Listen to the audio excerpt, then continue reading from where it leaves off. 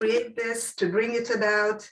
And it has now become one of the three pillars of the Association for the Study of Nationalities, ASN, besides the annual convention, which takes place at Harriman at Columbia University, and also, of course, Nationalities Papers, which is the ASN's publication. And so I am delighted that we can begin the second season with a discussion about the state of the field, which incidentally is also a feature of Nationalities Papers. And I don't think I have to convince those of you who are here with us about the significance of nationalism in the world, or about the complexities that nationalism involves for the way we as social actors can and are addressing the challenges facing us in different parts of the world. Nationalism studies is a rich, multidisciplinary field that has evolved and changed along the evolution of nationalism itself, or nationalisms themselves, as ideologies and practices in different regions of the world. There's a great deal that we know about nationalism, or we think we know, and there's a great deal that we have yet to understand, precisely because nationalism is not monolithic, and it is fundamentally Janus-based. It builds upon narratives of the past, with a face turned toward the past, to build ties and loyalties that can support institutions for the future. It can create unity and also create tensions and cleavages more easily, I would say, than most other ideologies. So there's a lot to discuss about it. It can also create big debates among nationalism scholars. And today we are bringing you a panel of nationalism scholars who are genuinely interested in both the theoretical and empirical dimensions of nationalism, and whose work is shaping the trajectory of nationalism studies in very important ways. I will briefly introduce the panelists, and then I will ask the Virtual ASN's wonderful managing assistant, Lucina Couturian, to post short biographies in the chat field to save time. So our panelists are Dr. Mylonas Tudor from Oxford University, whose research explores the origins of stable, democratic, and effective states across the developing world, with a particular emphasis upon South Asia. Dr. Harris Mylonas from George Washington University, whose work focuses on how states manage diversity involving various types of what he calls non-core groups, national minorities, immigrants, diasporas, or refugees. He's a comparative scholar whose regional focus has been expanding from Central and Eastern Europe toward Asia, Africa. Third, Dr. Aram Ha, University of Missouri, whose research explores the relationship between nationalism and democracy, focusing on issues of identity change, integration, democratic citizenship in East Asia. And I'd like to do a bit of PR here for her forthcoming book from Cornell University Press. All our panelists have published excellent and wonderful books and are working on new ones, but this one is forthcoming, and I need to say that. And Dr. Sinisha Malashevich, Professor and Chair of Sociology at the University College Dublin. He's also Senior Fellow at CNAM Paris, and he is one of the most prolific and influential scholars of nationalism who works on big questions related to the evolution of nation states and nationalism, organizational, ideological, sociological dimensions. And so in the first part of this event, I will invite each of our panelists to make comments. To start the conversation, as we were organizing this panel, we decided to feature an article recently published by two of our panelists, Mylonas Tudor and Harris Mylonas, in the 2021 Annual Review of Political Science. They titled it Nationalism, What We Know and What We Still Need to Know. They will first say a few words about the account that they provided in this piece and why. And then I will invite her and Sinisha Malashevich to comment and provide their own accounts. Before we turn to the second part of the event, which will be the conversation. And about that, let me say a few words about the technicality of how everyone can participate. We have the privilege at Virtual ASN of hosting a large international audience, for which we are thankful. And we would like to enable everyone who wants to ask questions or contribute substantive comments to do so. Therefore, we are asking you to type in your questions and comments at any time during the event in the Q&A field. The chat can also be used interactively for comments, but I will be following primarily the Q&A, and then I will be moderating the Q&A. So Maya Tudor, please begin. Thank you, Zsuzsa, and thank you to ASN for hosting us at this. And I know I speak for Harris and I when I say that we're just so excited to really use this as an opportunity to hear your comments and your questions and your reactions, because I think we're living and writing and researching at a time that is really a new golden age of nationalism research. That will surprise no one in this virtual room. But I think a feature of the new nationalisms that we see being discussed around the world these days is that these nationalisms are deeply internally divided and contested. So whether you're American or Indian, Burmese or Irish, what nationalism means to you is not just an academic topic. It's a topic that's live, it's real, and it informs politics today. And it was thinking about that and watching this kind of new age of nationalism that Harris and I said, we really should take an attempt at integrating what has been really disparate work, at least in our view, we felt was really disparate work. And so we wanted to, with this article, Nationalism, What We Know and What We Still Need to Know, attempt to be integrative in the best sense of that word, take a holistic view of what was being said in political science, which is both of our fields, but also beyond political science about nationalism in the last few decades. So we began by taking actually a quantitative look, even though we didn't include that in the paper, of what the top political science journals were doing in terms of work that looked at nationalism, that had that in one of its keywords or in its titles. And what we found is that the vast majority of work on nationalism was case studies that focused really on Europe and the United States. I'm a comparative historical scholar really by heart, so I don't have any.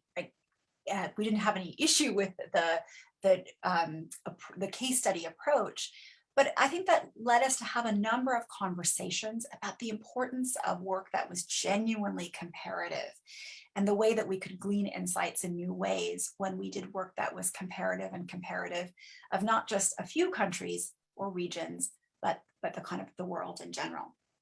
So in the article, which I'm not going to summarize because I really want to give up most of the time to questions and comments, we argue for an approach that's much more explicitly comparative, and that seeks to integrate the experiences of Asia, Africa, Latin America into the mainstream body of work on nationalism. And we identify sort of three sets of trends in recent political science work on nationalism. The first is that nationalism, which had historically been understood as a phenomenon to be explained and to be understood, is now increasingly in political science being understood as a phenomenon that explains a broad range of outcomes, And that is from democracy, as we heard in Ram Orr's work. It's genocide in Scott Strauss's work. There are a broad range of outcomes that are not just, that are being explained in part through nationalism. So that was the first finding. The second is that there's increasingly work that understands nationalism as behavior. So as a set of kind of micro practices that reflect people's own sense of how nationalism, how a nation, citizenship in a nation fits into this broad suite of identities that they have. And then third, that nationalism is also understood and increasingly being researched as a practice, so that rather than just being identified kind of in the heights of the halls of state power and in museums, they're also being understood and redefined by novels, by festivals, and by things like Marvel movies, right? So there's a really, nationalism is not just high culture, but it's also practiced in banal ways.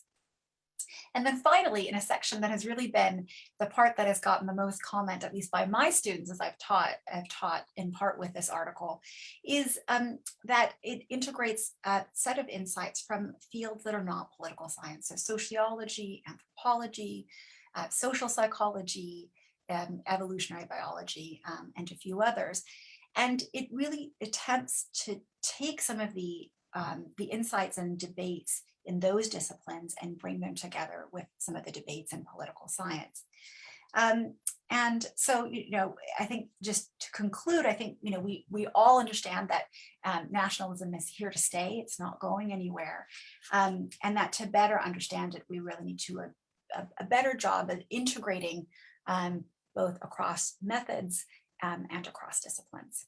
So thank you very much again, and I'll pass it on to the next. Thank you, Maya. And Harris, are you going to make some comments?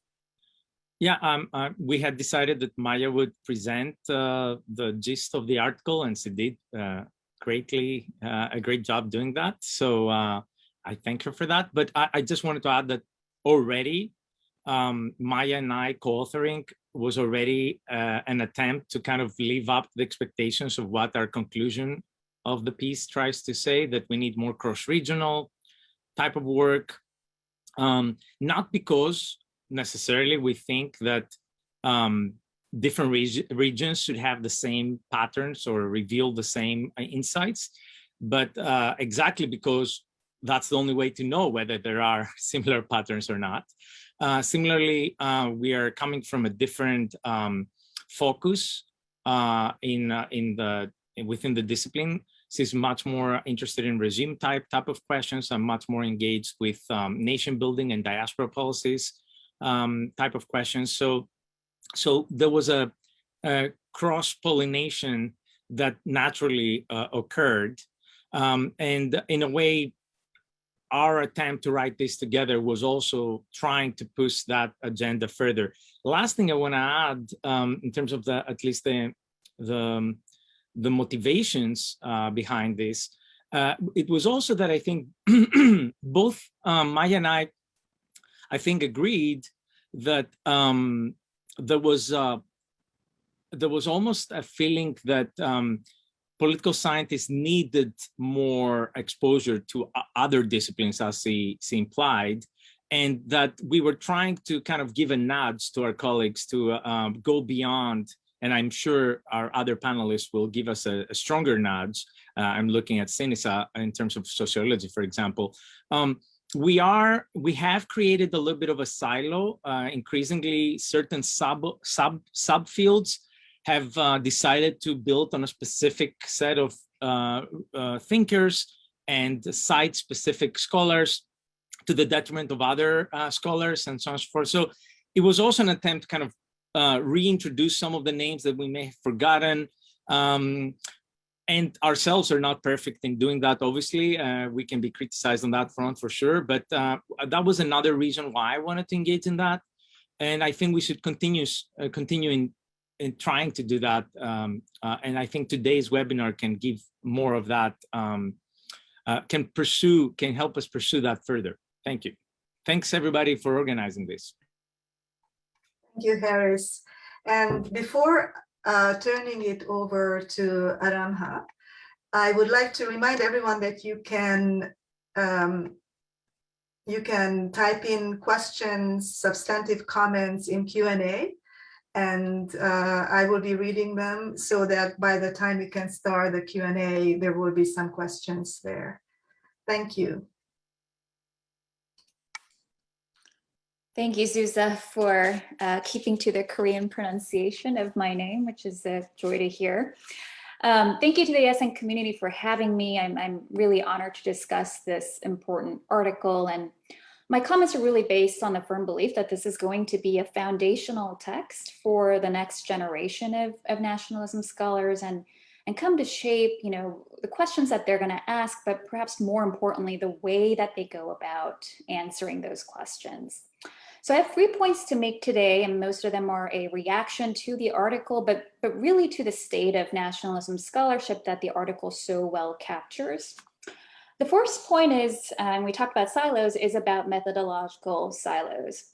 And as the article shows, nationalism scholarship today can be broadly categorized into sort of 3 distinct methodological traditions: comparative historical, behavioral/experimental, and then the third being ethnographic. And I want to be clear, I think methodological diversity is a good thing. But the issue is that each tradition within nationalism studies tends to ask a particular set of questions about the nation without really conversing with each other or building on each other. And so nationalism studies, as I see it today, is increasingly headed towards sort of the separate tables metaphor that the late comparative political scientist Gabriel Alman famously said of the field. So reifying these methodological categories, I think, carries the risk of prioritizing potentially certain kinds of questions over others. Precisely at a time when, as Dr. Tudor said, the new wave of questions about nationalism, about its sort of contextual and variable relations with other kinds of political outcomes that we also care about, requires methodological synergies instead of separatism. The second point is about a different kind of silo, and that's a regional one. That's dear to my heart and my work. So at several points in the article, the authors highlight the Eurocentric bias of the canonical works in nationalism studies. And the issue is that these things tend to be path dependent. The regional bias has been really hard to shake and importantly has started to bleed into other growing areas of studies that are related to nationalism, such as migration studies, for example. And comparative political scientists tend to see underrepresentation of a particular region as an issue of selection bias, as in it ends up biasing the answers that we get to important questions. So for example, in much of the developing world, including East Asia, where my own work is focused, nation building tended to coincide with pressures for democratization, whereas in much of Europe, nations preceded democracies. And so we tend to see different kinds of relationships between nationalism and democratic quality in these regions, where nation building, and even of the explicitly ethnic kind, and I'm thinking of my own home country here, of course, is often not incompatible with, but actually a central part of the democratic enterprise. And so these regions hold a great deal of insight for questions about the compatibility between nationalism, especially ascriptive nationalisms, and democracy that have recently sort of resurfaced with what's happening in prominent cases of democratic backsliding. And so we need better regional representation in nationalism studies because it affects the kinds of answers that we get to important questions. My third and last point is about the nature of those questions. So as the article points out, there appears to have been this sort of noticeable shift in the topical focus of nationalism studies from the origins to effects. Now, in many ways, I think World War II put such a ghastly nail on the coffin onto the origins debate by sort of demonstrating the pitfalls of ethnic nationalism and then giving sort of assumed superiority to civic variants of nationalism. But I have to say, you know, as somebody who works precisely in this area of looking at the effects of nationalism, it has prompted me to go back so many times to rethinking that origins debate, specifically about sort of how that original debate kind of glossed over many different components of nationalism. So we all agree, you know, nationalism is a broad sweep of a term, but then most of us seem to speak pretty unproblematically about nationalism's effect, right? Or that nationalism is good or bad for certain kinds of outcomes. And the thing is, there's so much more to nationalism than its sort of ethnic versus civic or primordial versus constructed origins debate. As your article points out, nations are sustained by various kinds of narratives. And some of these are state and elite sponsored constitutive myths that are pretty stable, but then others are folk stories based on people's actual lived experiences as part of that nation.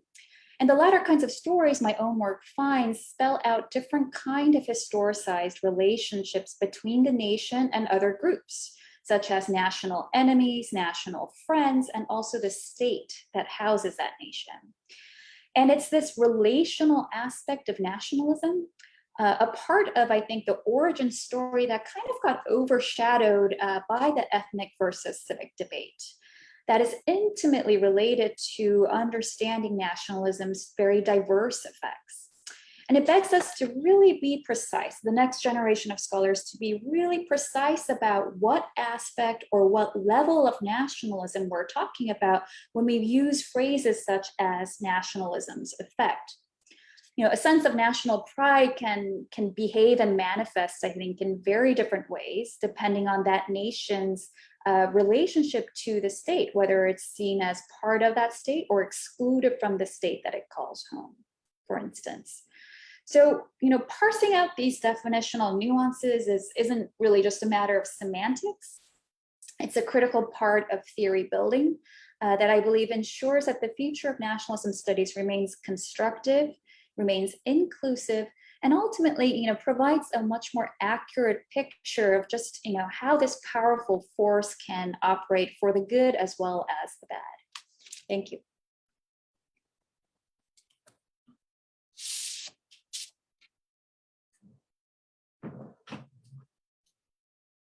Thank you very much. And I'm going to invite Dr. Sinisha Manashevich to provide his comments. Okay, thanks very much, Zsuzsa, and thanks to ASN for organizing this event, and also to Harris and Maya for writing this article, which is really comprehensive review of nationalism studies with the focus, as they say themselves, on political science, to some extent international relations, but there is also influence of sociology and some references to psychology and political theory. So what I want to do, really, since I'm probably the only one here, a sort of black sheep who's not a political scientist, I want to look a little bit more at the area around which I work, which is really theories of nationalism, sociology of nationalism, historical sociology, and history as well. And I think before I go into some of the kind of topics that dominate the field at the moment, I would agree with Maya's assessment that we are really entering a new golden age of which in itself is a nationalist concept, as we know, of nationalism studies.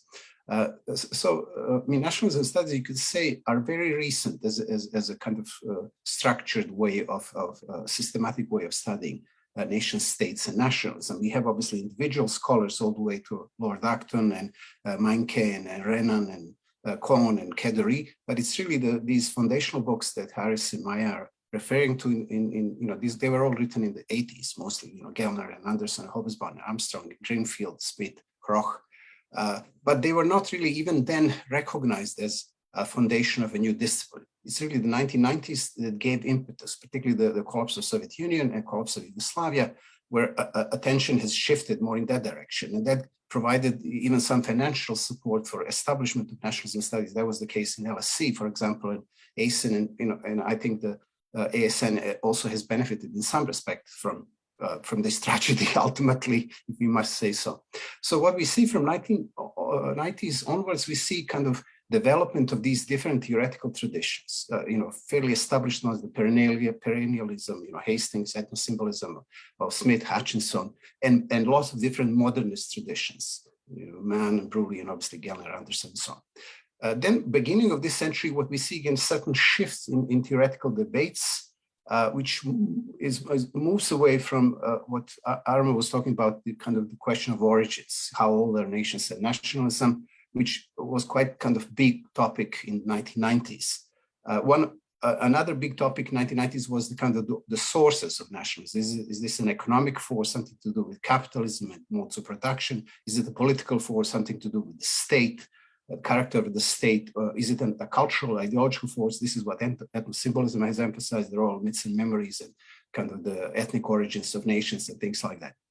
So we see certain shifts in these debates over the last 15 years, I would say, with the development of these different constructivist approaches. Brubaker's obviously contribution, cognitivist questions that he raises about concepts and categories. Billig's Banal Nationalism, when it was published in 95, it wasn't really very influential. It has become very influential more recently. Then Gender and Nationalism, Nira Yuval Davis started this debate. It's an ongoing debate, very developed field. Then Chattarjee, Dwara, Nationalism and Post-Coloniality, which has now emerged as a big topic. So these are kind of areas from which we have started in terms of theory building, in terms of kind of trying to interpret nationalism as a global phenomenon. But what I'd like to focus on is very briefly, four different areas that have are developing right now, which I think are very interesting, very innovative, and play into this idea of new golden age of nationalism. One is a certain parallel developments that we can see in history and historical sociology, rethinking the relationship between nation state and empire, and imperialism and nationalism. So traditional accounts, particularly historiographical accounts, had these two as being mutually exclusive. Nation state is the opposite of empire, imperialism is the opposite of nationalism. Now we question all this. The focus is more on ambiguity, the focus is more on continuity between the state form. The focus is also how you can be nation state and empire at the same time. This is what Julian Go does very well, I think. But a lot of other scholars, Sandra Halperin and Krishna Kumar, has done probably the most of this with the Visions of Empire, excellent book. So instead of the kind of conventional, traditional, I would say nationalist understanding of empires as a prison houses of nations, and the so-called national longing for independence out of the Habsburg and Ottoman and Romanov empires and other empires throughout the world, we see kind of how empires have really were cradles of nationhood in some respect. They created, often unwittingly, the whole idea of nation state and nationalism.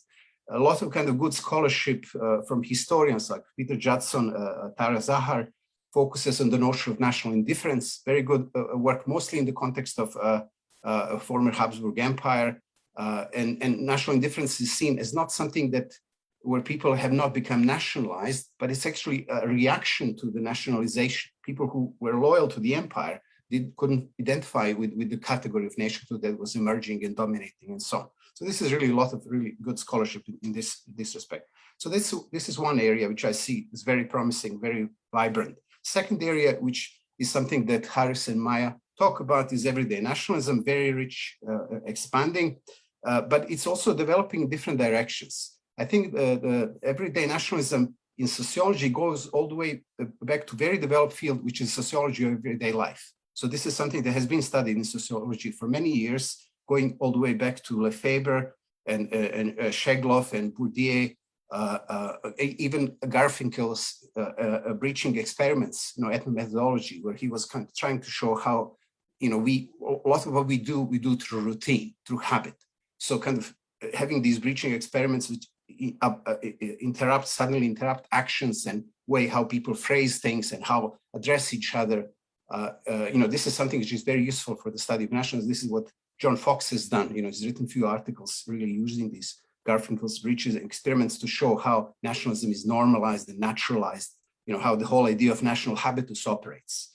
So we have that kind of sociology really developed tradition, both ethnomethodology and symbolic interactionism. And this is developing now as a new area.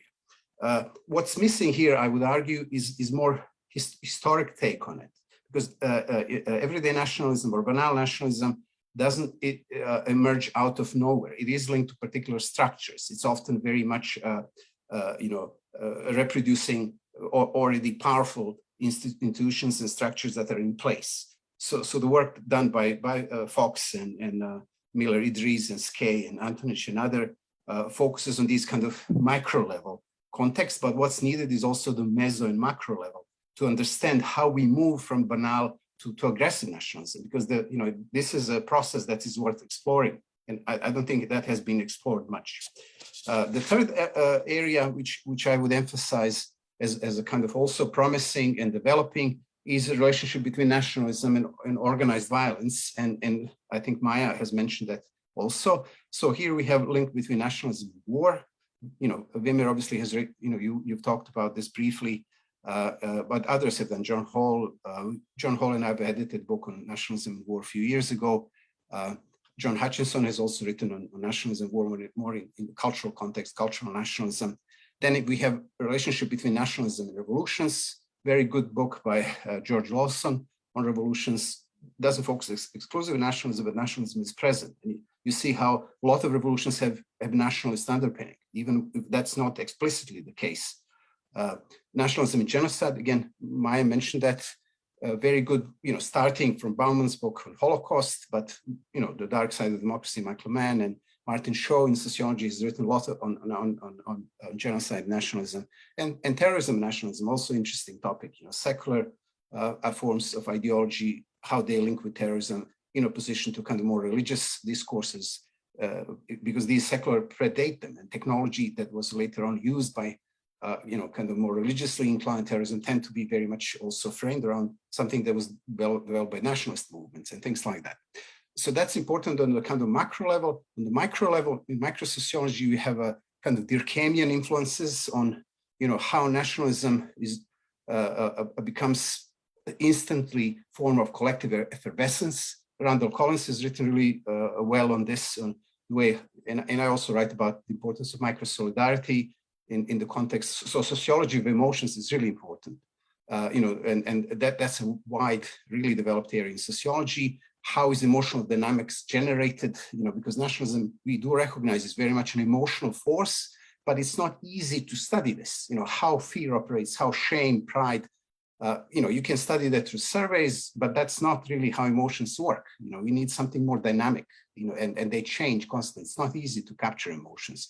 So this is very much linked also with violence, and it's worth exploring. And the final topic, which I think is important, particularly in a sociological context, maybe in a theoretical context, is the relationship between nationalism and modern subjectivities. So we have all these debates about modernity of nationalism, multiple modernities, connected modernities, the kind of the global take on development of nationalism. But too much scholarship has focused on the question of whether nationalism is modern or not, rather than looking at the other way around. Why is modernity nationalist? Why is nationalism constantly gaining in strength? What I would argue, becoming more and more grounded in institutions, in everyday life. So why do we live in a nation-centric world? Why do we use these categories constantly? Our country, my country, why all these symbols are present all the time? And also, why is nationalism so malleable ideology? So this is something that Maya started with, in a sense, why it can shift so easily from far right to far left, and it's most of the time in the center. So it's less visible. We pay attention to nationalism when it's aggressive, but I would argue that's too late. Most of nationalism is not there. Most of nationalism is everyday. And so I'll stop here. I probably took more of the time, and we'll have some discussion. Thank you very much. And I just want to restate for our audience that this is the discussion is recorded and it will be available on the Virtual ASN website. So if you'd like to look at it again and download it, use it in teaching, you're welcome to do so. I would like to go back a little bit to Dr. Tudor and Mylonas to ask them whether they have any responses, any reactions, or any new thoughts that were triggered by these commentaries. I will ask you first, Maya. Well, first, just an enormous thanks to Aram and Sinisha for reading this so closely and enriching it for the next iteration of writing something like this. We wish we'd had the benefit of this before it went to press. I think, let me just make kind of one kind of comment on both the set of comments Aram made and then on Sinisha. So I think the most important comment from Aram that at least really struck a chord to me is the need for the research in this new generation of scholarship to actually be methodological. I think there is a danger of siloing, and I think maybe if I had to do it again, I might have written that more explicitly into the framework, that much of the research is in these methodological silos, but the really great work, what we really need, is not just cross-disciplinary, but even within, for example, the political science discipline, cross-methodological, that tells us how behaviors, and to take Aram's forthcoming work as an example for this, stories that get told around the dining room table, how they influence these macro political forces, how people see the state, how legitimate they see the state, and how that in turn influences kind of behaviors and identities. So I think the best research will be multi-methods and will take up the tensions between these different kinds of methodological traditions. Sinisha, there was so much there that I think this interesting point about, in particular, the relationship to empire, as empire is also something that are being written about a lot at this moment. I served a couple of weeks ago as a discussant for Tol Coley's new book on kind of empires, the British and the UK and the American empire, and comparing it. And as we all watched the kind of scenes around Afghanistan over the last month unfold, and to think about the ways in which empires are and how they unfold in particular countries, and they refract the kind of structures of empire, absolutely affect the possibilities for different kinds of national identities to emerge.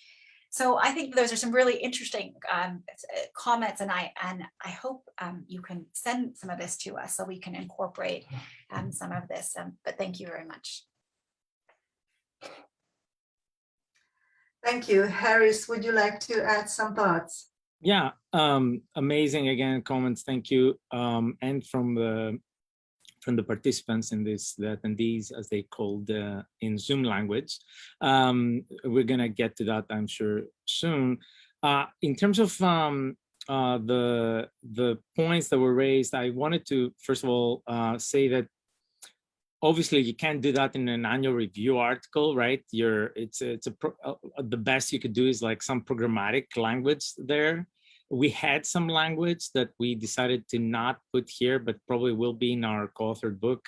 There was a little bit more reflection that I'm sure our audience would like on how the publishing world structures a lot of these incentive structures and reproduces silos, and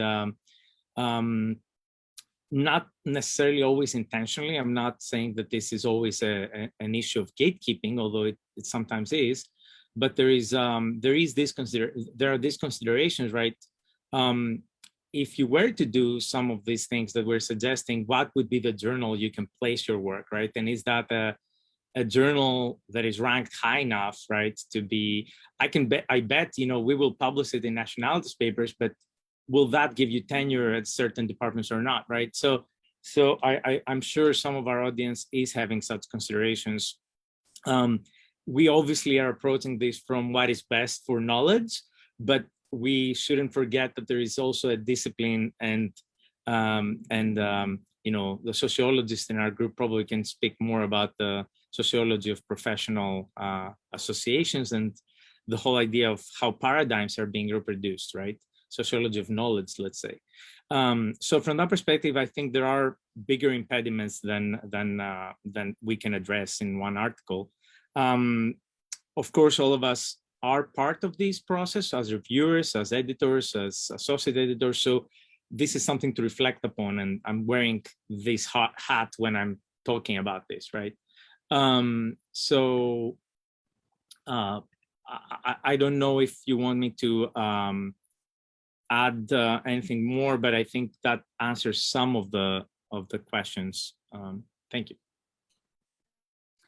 Thank you very much. And thank you all panelists for a really inspiring and thought-provoking contribution. And I would like to ask you to address questions that have been posted in Q&A. And I would like to remind everyone that we are inviting questions. I know that these are big and complicated issues that we're talking about.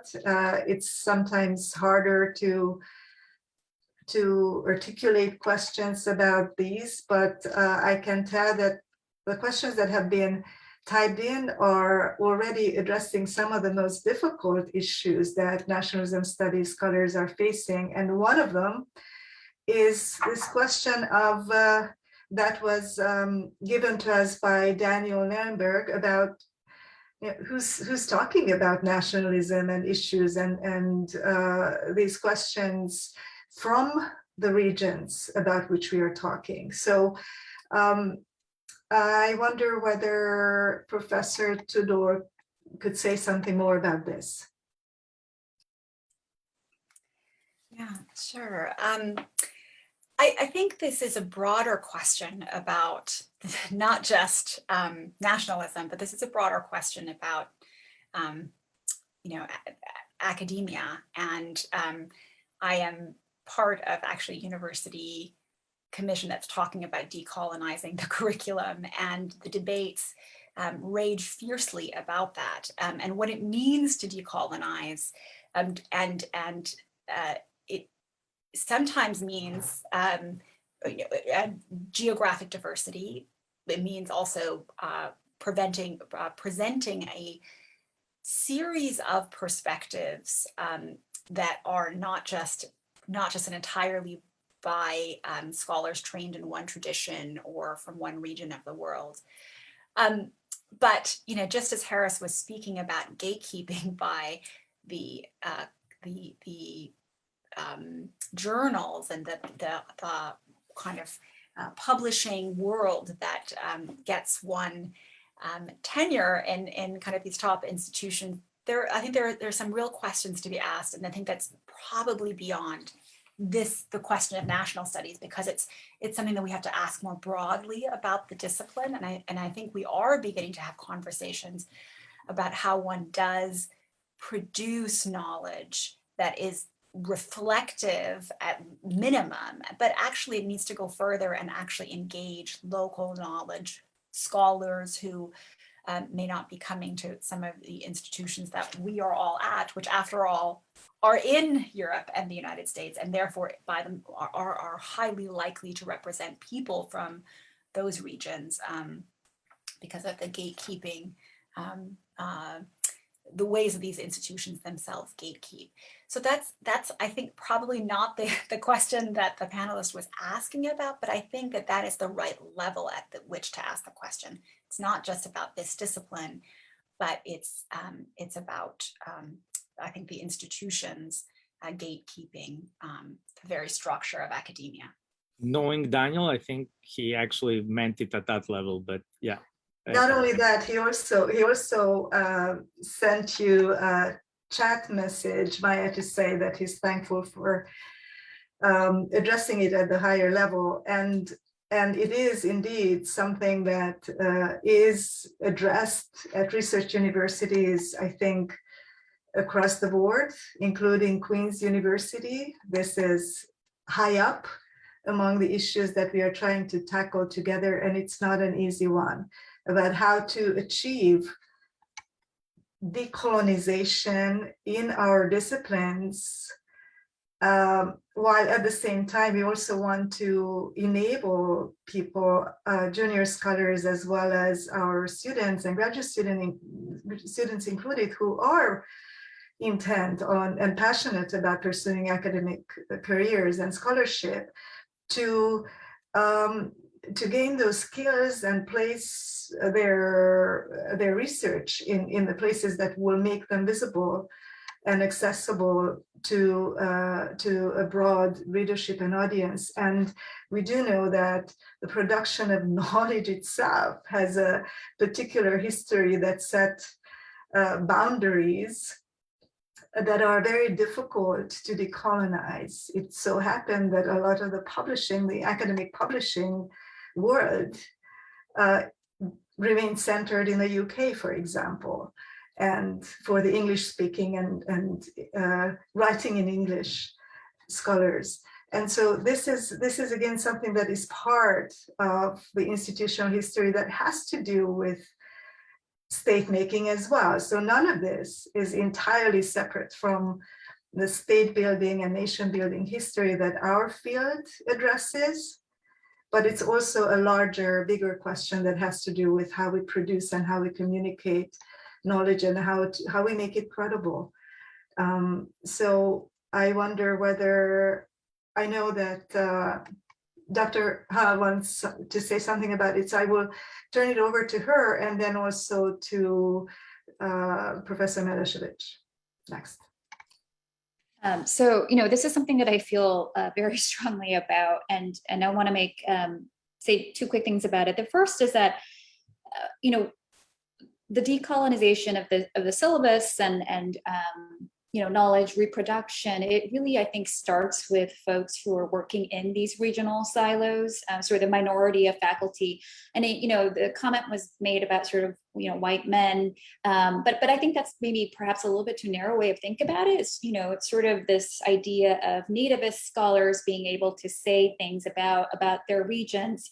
It's actually really hard, I understand, for those who don't work in these particular regions, even when they want to add and diversify the authorship of the works that we study in our syllabi, to know actually where to go if you don't yourself work on that region. So my recommendation would be to reach out to the scholars who are, because we will give very specific lists, and coming up with specific names and specific works, I think, matters, because most of the time the students' very first introduction into these areas of thoughts are through those introductory syllabi. So in that spirit, I'm going to give sort of a list from my area of the world of folks that are working on really sort of cutting edge types of works on national evolution of nationalism in the Asia field. The second point, though, is a little bit to the actual native scholars of these regions. I do think there is sort of, you're fighting up against sort of, as Zsuzsa said, sort of this institutionalized history, maybe unconscious or conscious gatekeeping, but the point is that if you want, your work on a particular sort of smaller region of the world, or sort of an underrepresented region of the world, to be read by a broader audience, I think it's imperative that we move towards using these regions. And I think I could have made this point a little bit more strongly in my comments, as real sites of theory construction and theory revision, not just theory application, right? It's not very surprising, I think, that Eurocentric theories don't actually hold in South or East Asia. It's a totally different historical fabric that you're working with. You can't expect that to weave the same type of clothing, right, for nationalism. And so I think, half the burden falls, I think, on scholars who are natively from those regions to really make our works comparative, not just in the sense of comparing to a different country, but really contributing to the collective theory building enterprise. Thank you. Sinisha. Okay, yeah, I agree very much with Aram, what she said. Just to give a little bit more context to this, nationalism studies, particularly in terms of theory, were developed by people who were not representative of the mainstream at all. They were mostly Jewish and other immigrants, people who were affected by nationalism, during the First and Second World War, and have emigrated mostly to US and UK.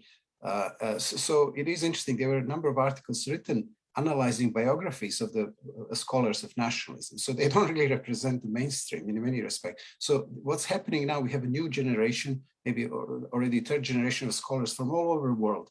So there is a really very wide scholarship of people, from Japan to Latin America, excellent scholars who do not necessarily focus on particular region. So you have Japanese scholars who work on Scotland, you have Scottish scholars of nationalism who work on Japan. So this is, we shouldn't be too narrow in that sense. It's expanding, it's widening. Who wants to, learn can learn. I mean, there are so many excellent articles out there written by people from all over the world. So, it is about, looking what's out there, and there is so much. If I can also add something, Susan. Sure. I think this is an excellent conversation and discussion. I will also, now wearing my hat as a member of the board of ASN, I'll suggest live that we can create on our website a section where we can do what Aram was saying. We can get some experts from certain areas, and not only who live in the US, but also those who live in the US and Canada and the West, let's say, but also from those areas of the world that we have contacts with. And we can create some like basic lists of at least some classics that people can start with. Now that does not solve the problem that Aram raised, the problem of generating theory. A lot of the work that we may be aware of is more testing certain theories somewhere, right? Rather than necessarily always generating theory from there. But there are exceptions, and that's where I want to take issue a little bit with in a similar way that that I think Sinisa did, by adding that, Lisa Wedeen is not from Yemen, but her work, Peripheral Visions, is doing what Aram is asking us to do. So would that mean that just because Lisa Wedeen is not from Yemen, we should not teach Lisa's work on Yemen, or she didn't do theory building from Yemen? She did, right? So I want to kind of also denationalize a little bit this discussion, which kind of what Sinisa is thinking the title of his latest book, Grounded Nationalisms. His main point being that nationalism has seeped so much into our brains that there is a representational element that sometimes undermines our clarity of vision on certain issues. So I would say Lisa Wedeen probably is making a really important contribution from a regional area studies kind of perspective, right? So it doesn't have to be from Yemen to do that. Yeah. Dr. Tudor wants to add to this point. Please do. Yes.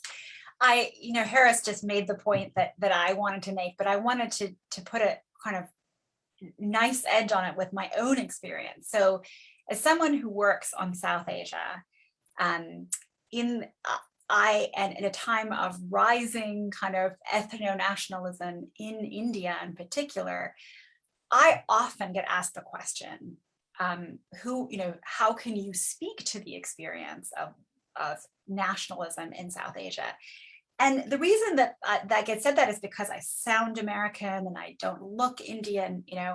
I actually am half Indian, but I kind of resent having to actually make that point to justify the fact that I speak the language. I've done deep archival work, and I think that the point that Harris just made really says it. Should we not read works from people who are going to do the work of learning the language or learning the methods, and then really, as I think Aram very nicely pointed us towards, of doing really theory generating, not just theory applying, from these parts of the world whose historical experiences should really be brought into the mainstream.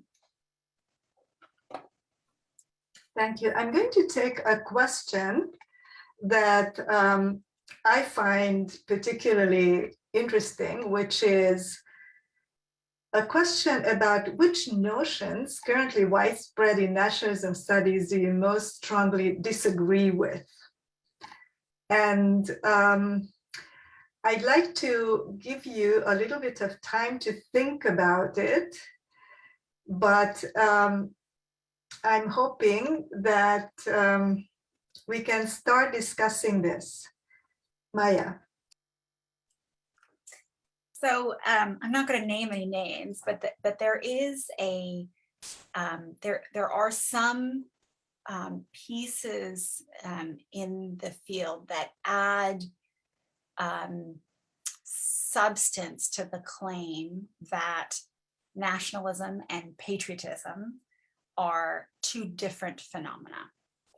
And I think this is one discrete claim that, moving beyond political science and actually to social psychology, particularly in the work of Marilyn Brewer, really has the potential to shed some insights. And she has a piece, I think, with one of her graduate students, I can put the site in the chat, where she shows that after 9/11, that you can, patriotism can be primed into kind of other denigrating feelings and affect. And so there is some work to suggest that these are different phenomena. And I think this is also a particular historical phenomena. I think Harris and I have a graph in our forthcoming book in which we show the relative incidence of the words nationalism and patriotism over time. And the time that they switch over is, not surprisingly, in the 1940s, when the nationalism was sweeping really the world, the phenomena.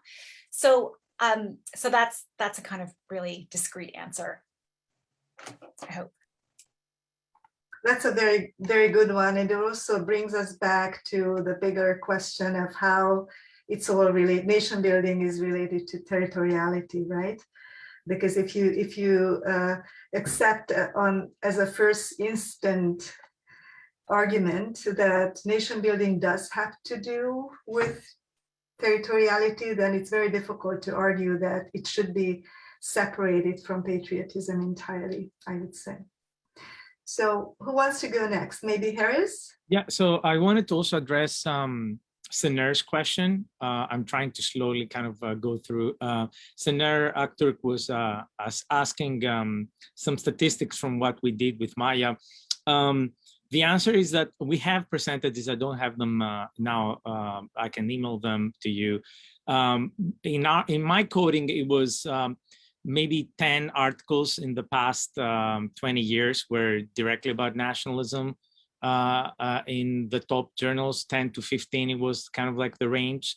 And we only looked at the really highly ranked journals. So that was not surprising, but at the same time, the second part of your question, there were indications that there would be an increase, right? And there was. So more recently, we see more, and there are multiple reasons you can think of that have precipitated that. So it's the whole study of populism and how nationalism and populism have been conflated by many times, which of course are related, but they're not, they're analytically distinct concepts. We can discuss that. So there are ways that nationalism has made a reappearance that is not, and of course the Trump presidency played a role in this.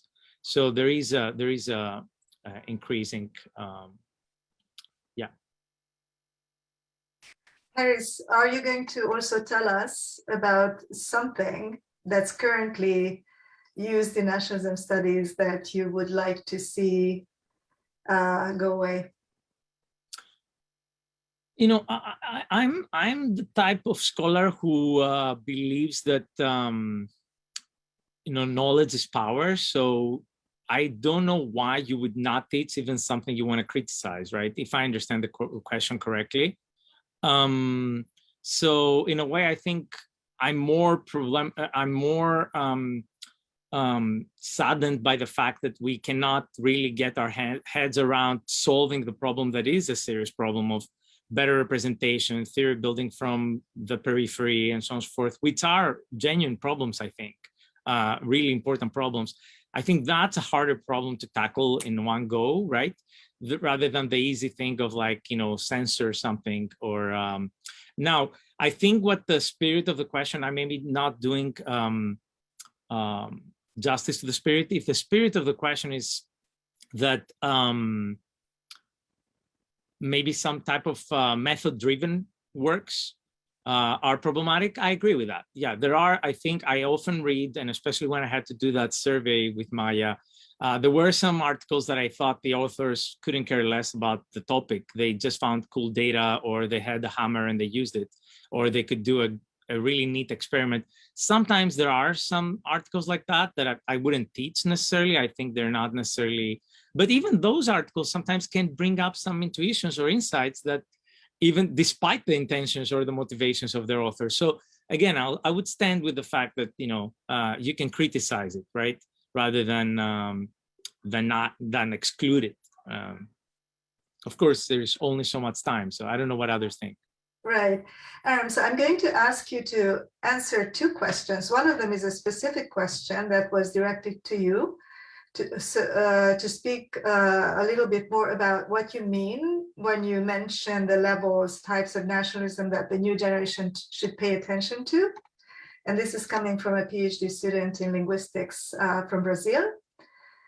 And I would also then like to ask you to say something about whether there is some concept, some notion in nationalism studies today that you strongly disagree with. Sure, I'll start with the second one. The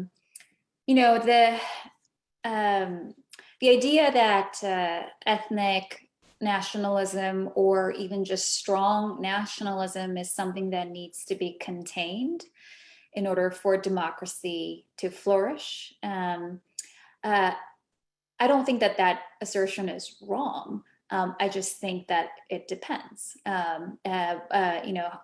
strongly by context. And so, especially with the recent surge of democratic backsliding in cases where we've seen this nationalist resurgence, you hear so many times in sort of the mass media that nationalism is quote unquote bad for democracy, that it needs to be pacified in order for democracies to not backslide. Those kinds of discussions are very much part of the policy world. I think I think that assumption is a little bit too simplistic. And I think in some cases it might actually backfire. Trying to temper or contain nationalism in certain cases might actually backfire for democratic stability. So, a lot of scholars are kind of working in, precisely to nuance that kind of assumption that's been built over time in the literature.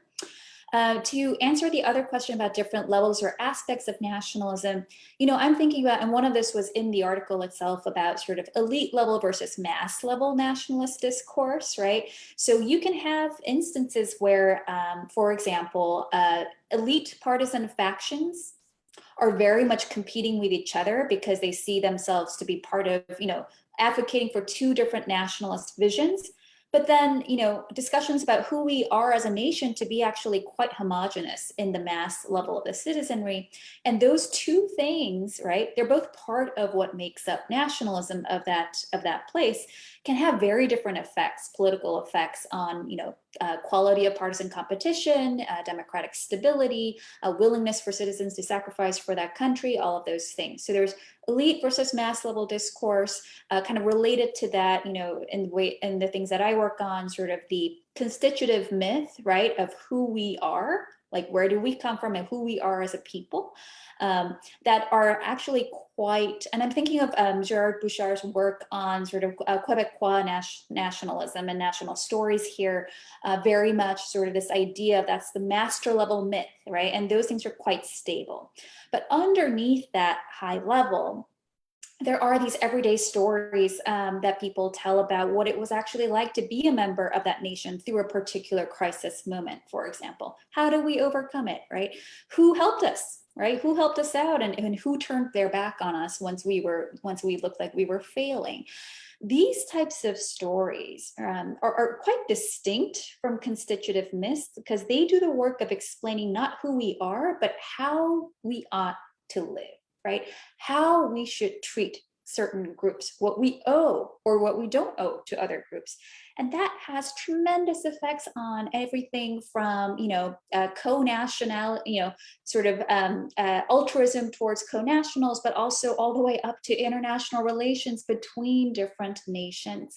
And I think separating, even when we say national narratives, right, all of these types of stories are kind of bundled under this big grouping, and I think have actually very different types of effects on outcomes that we care about.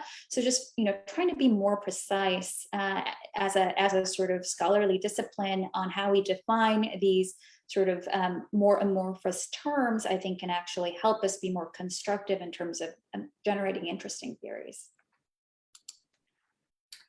Thank you.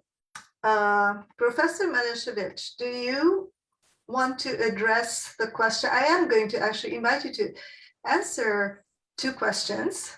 One of them would be Mara Waterbury's question. I don't know if you've seen it in the Q&A. She is talking about struggling with the tension between wanting to critique what she sees as problematic forms of nationalism, the exclusionary forms of nationalism in the parts of the world that she studies, which is Central and Eastern Europe, but not wanting to add to the pathologizing of regions as engaging only in bad or dangerous nationalism.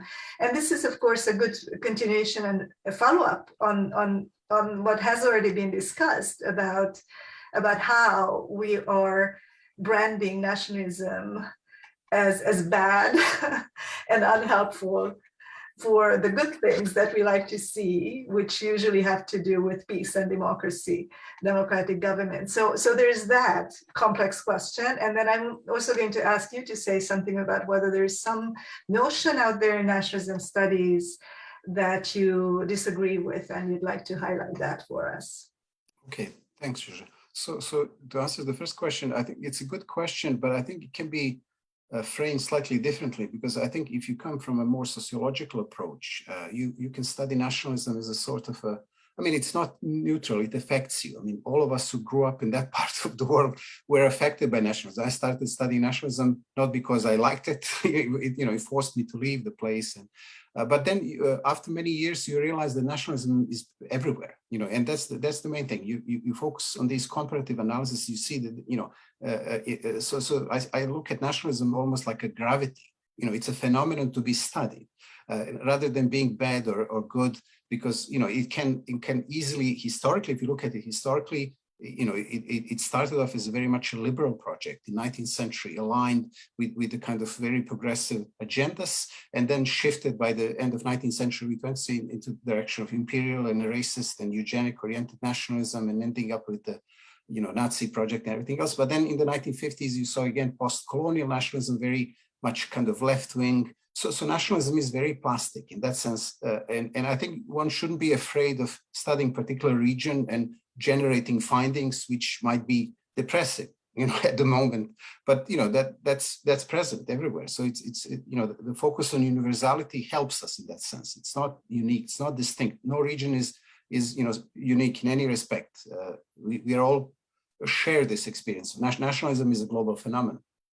Okay, and the second question that you mentioned in terms of what I dislike I think I dislike misuses of certain ideas and approaches. I think there is a lot of misuses of cognitive evolutionary psychology. Some sort of very narrow uses have been inputted to rather than kind of analyze, because this is also a wide area, and it's like neuroscience and many other areas which have, there is a critical neuroscience. There's so many disciplines that once you start studying this properly, you don't fall for these very easy, simple explanations. So I don't like that. Also with the decolonial project, we often forget that sometimes, even though this is a really good idea, it is misused even by governments. Indian government uses very much the decolonial discourse to reinforce nationalism. So we often talk about decoloniality, but we almost never talk about denationalization. and they can reinforce each other. So it's important that we, we shouldn't be reinforcing some sort of essentialism and nativism unwillingly. This happens, and you can see how some political forces use that, as they do use any ideas that come from academia. So that's what I don't like, misuses of concepts and theories. Thank you. I'd like to react also to this larger question about how we are producing knowledge, not only about nationalism, but about social issues, societies, and power and all that, and who can speak credibly about them. And in this decolonializing framework to which all, I hope, belong to some degree, that it raises questions for us, and we want to change things in ways that create more space for people to bring in different perspectives, and more people to publish in different venues that are accessible more broadly. And I just wanted to mention my own personal experience coming from Eastern Europe. I remember when I was a PhD student in the West, in the US, and being trained and socialized into the Western way of asking questions and looking for answers. And I remember that I felt that I had to be on the defensive about studying the region I am from, because at the time, the predominant assumption was that made you biased in a bad way, especially if you were addressing questions that had to do with such sensitive issues as ethnicity and nationhood and nation building and ethnic conflict and all that. And also, we had to be somewhat defensive about the questions that we were asking if they were emerging from personal experiences. So this, I think, is changing now, which is a good thing. But I don't think that the way that there is some smooth and linear way of the accumulation of an improvement of collective knowledge that goes up like this. There are these, overcompensations, and so I think that this is something that we have to keep in mind, that it's not like pluralism is going to expand smoothly. And so there will be corrections, there will be overcompensations, and those are all issues that we will have to deal with as scholars. I wonder whether someone might be. Yes. I wanted to answer Paul's question. Paul Good's a really provocative question there about the publishing world and those things we've said, kind of combining the theorizing from the periphery and how do you actually also survive in academia, which kind of brings, it's nicely dovetailing with what you said, Zsuzsa, about your personal experience. I think the way to address this, and that's, my view is that is through special issues. So especially what we're trying to do in nationalist papers and other journals, I'm sure, are moving to that direction. We're trying to find, for certain topics, scholars who are tuned in certain areas and can bring non-traditional perspectives to our journal. Now, I don't think mainstream journals, like the highly ranked political science journals, at least, if we're going to be more specific to that, are doing much of that. But at least I can say I see enough development in the area studies and ethnic politics or ethnic studies journals. I see movement towards that direction as an attempt to go beyond that gatekeeping kind of situation. Now, whether that's the only or the best way, I don't know, but I just wanted to raise that for those of you who are listening. Yeah. Okay, so I'm looking at the clock, and I would like to get just some parting statements or manifestos or comments from our panelists, and before we wrap it up. And before we start that, I would like to remind everyone again that this conversation is recorded. The webinar will be available archived on the Virtual ASN website. Maya, I would like to go in the same order in which we started. Maya, can you go first, please? Yes. So first of all, just thank you to Zsuzsa for chairing and for all really the organizational prowess that went into putting this together. And again, to Sinisha and Aram for the fantastic comments, which I will follow up with you on. I actually am going to close by picking up on two of the questions that didn't get answered, but two of the questions addressed a theme of nationalism and exclusionary nationalism and how one thinks about that, that dichotomy.